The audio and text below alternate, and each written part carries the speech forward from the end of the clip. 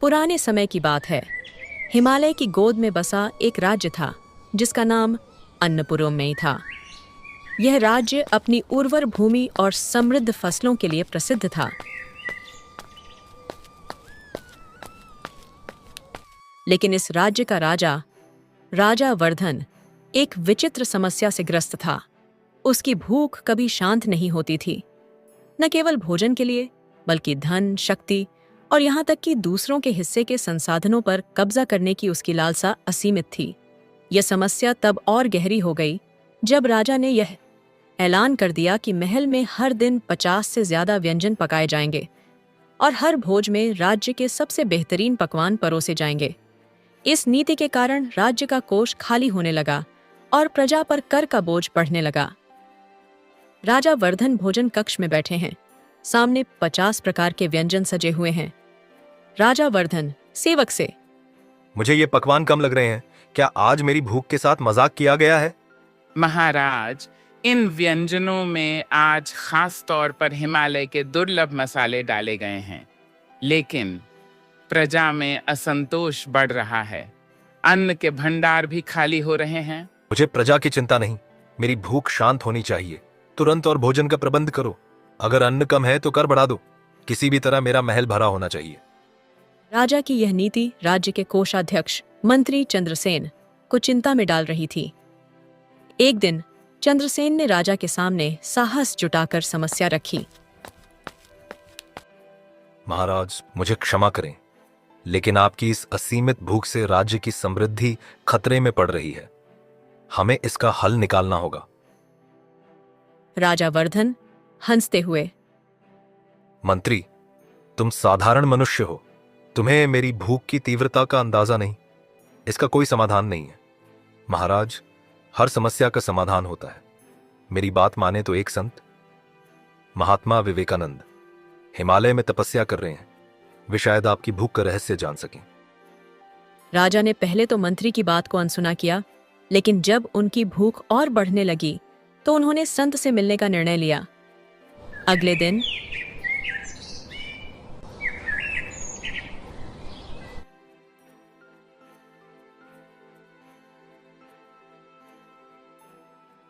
राजा अपनी सेना और मंत्री के साथ हिमालय की ओर रवाना हुए।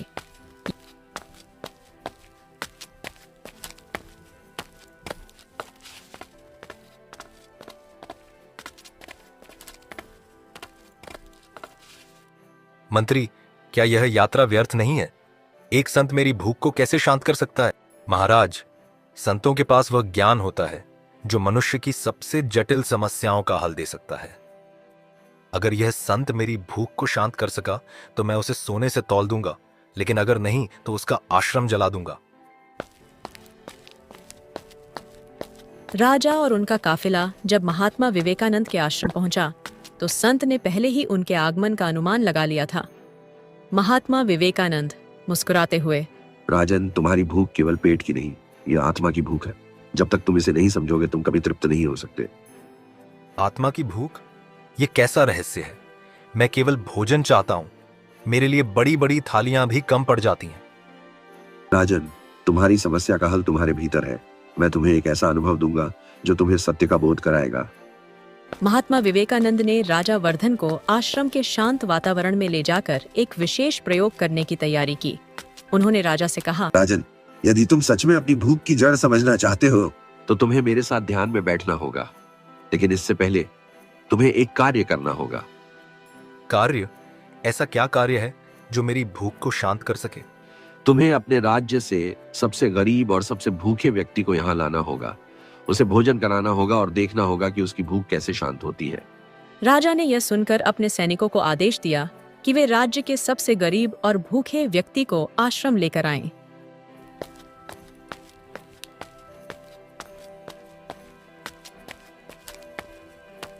कुछ ही समय बाद सैनिक एक वृद्ध व्यक्ति को लाए जो हड्डियों का ढांचा मात्र था।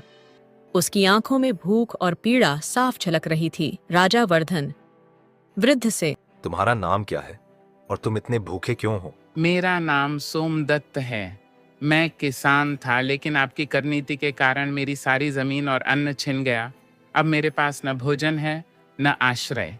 राजा को यह सुनकर थोड़ा झटका लगा, लेकिन उसने अपनी भावनाओं को छुपाते हुए कहा, चिंता मत करो वृद्ध, आज मैं तुम्हारी भूख को पूरी तरह शांत कर दूंगा। राजा ने अपने सेवकों को तुरंत भव्य भोज तैयार करने का आदेश दिया।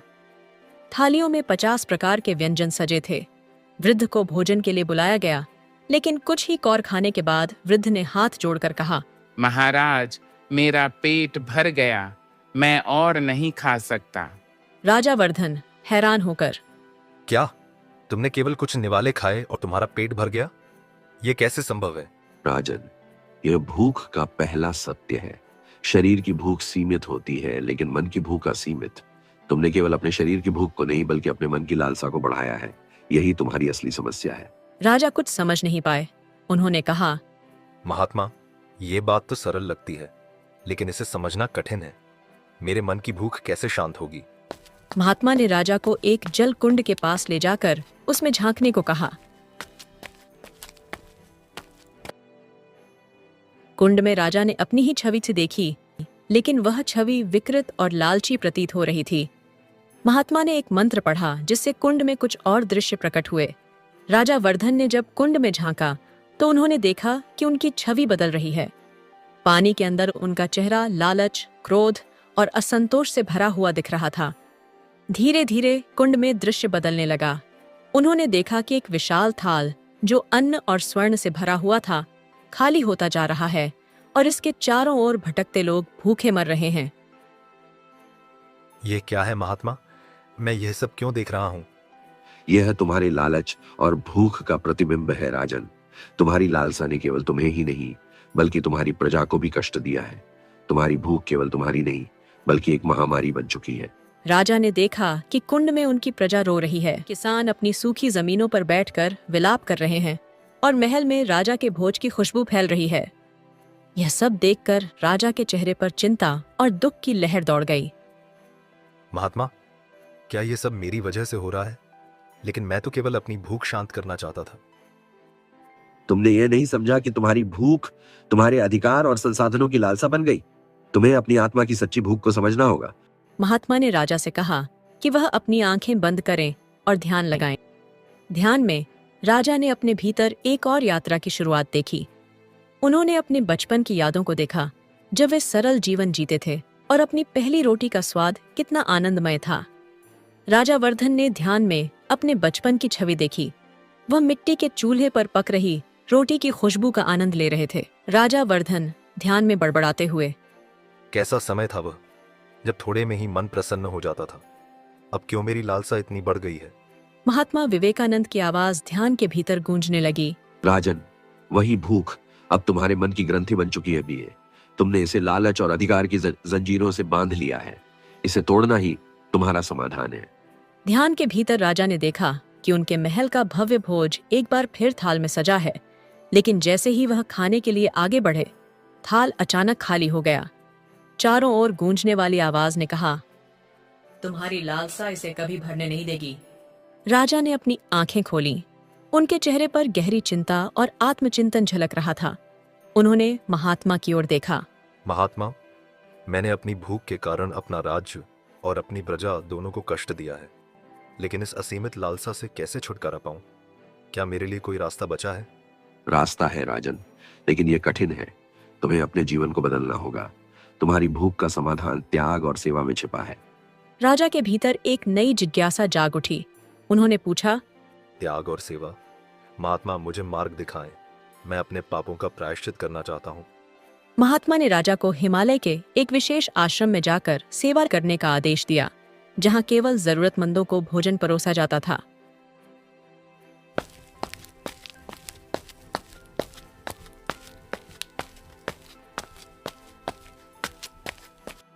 महात्मा विवेकानंद ने राजा वर्धन को गंभीरता से देखा और कहा, राजन, यदि तुम सच में अपनी भूख की जड़ को समाप्त करना चाहते हो तो मेरी एक शर्त माननी होगी।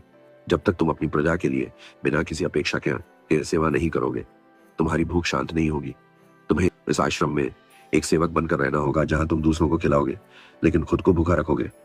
राजा वर्धन चौंकते हुए, भूखा रहूंगा? लेकिन महात्मा, मैं बिना खाए कैसे रहूंगा? मेरी भूख मुझे चैन नहीं लेने देती। महात्मा विवेकानंद मुस्कुराते हुए, यही तुम्हारा परीक्षण है राजन। जब तुम दूसरों की भूख को शांत करने में आनंद ढूंढोगे, तब तुम्हारी आत्मिक आत्मा की भूख तृप्त होगी। यह प्रक्रिया कठिन होगी, लेकिन यही सच्चा समाधान है। राजा कुछ देर के लिए मौन हो गए। उनके भीतर द्वंद्व छिड़ गया। एक ओर उनका लालची स्वभाव, जो हमेशा अधिक चाहता था, और दूसरी ओर महात्मा की बात, जो उन्हें एक नई राह पर ले जाने का वादा कर रही थी। अंततः राजा ने गहरी सांस ली और कहा, महात्मा, मैं आपकी शर्त स्वीकार करता हूं। मुझे यह कठिन तपस्या भी मंजूर है, यदि यह मेरी आत्मा की भूख को शांत कर सके। महात्मा ने संतोषपूर्वक सिर हिलाया और राजा को आश्रम में सेवा का पहला कार्य सौंपा, भूखे और निर्धन लोगों को अपने हाथों से भोजन परोसना। उन्होंने राजा से कहा कि वह तब तक कुछ भी नहीं खा सकते जब तक हर जरूरतमंद का पेट न भर जाए। राजा वर्धन ने महात्मा विवेकानंद के आदेश का पालन करते हुए आश्रम में रहना शुरू किया। यह उनके लिए एक नई दुनिया थी, साधारण कपड़े, कठोर जीवन और हर दिन दूसरों की सेवा करना। पहले दिन राजा को बड़े से चूल्हे के पास बिठाया गया। वहां अनगिनत भूखे लोग अपनी बारी का इंतजार कर रहे थे।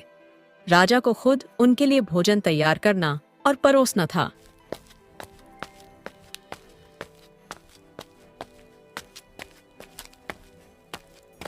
आश्रम का साधु राजा से, राजन, यहां तुम्हारा पद कोई मायने नहीं रखता। तुम एक सेवक हो। भोजन तभी करना जब यहां आए हर व्यक्ति का पेट भर जाए। मैं समझ गया, मैं वही करूंगा जो आप कहते हैं।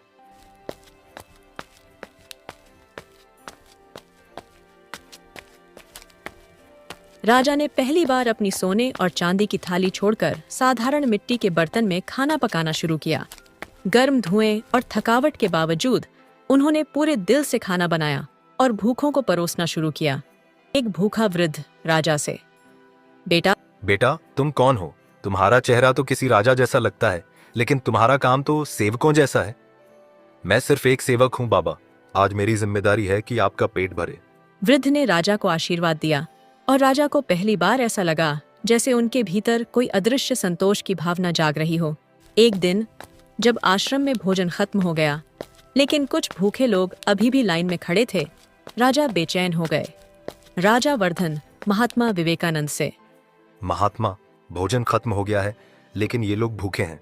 मैं उन्हें खाली हाथ कैसे भेजूं? यही तुम्हारी अगली परीक्षा है राजन। अब देखो, क्या तुम दूसरों की भूख को अपने ऊपर प्राथमिकता दे सकते हो? राजा ने थोड़ी देर सोचा, फिर अपनी थाली में रखे बचे हुए भोजन को उठाया और उसे भूखे लोगों में बांट दिया। फिर अपनी थाली में रखे बचे हुए भोजन को उठाया और उसे भूखे लोगों में बांट दिया। राजा वर्धन अपने मन में, मैंने आज महसूस किया कि दूसरों की भूख को शांत करना मेरी भूख से ज्यादा जरूरी है। शायद महात्मा सही कहते हैं, त्याग ही सच्चा समाधान है। एक दिन महात्मा ने राजा को बुलाया। महात्मा विवेकानंद,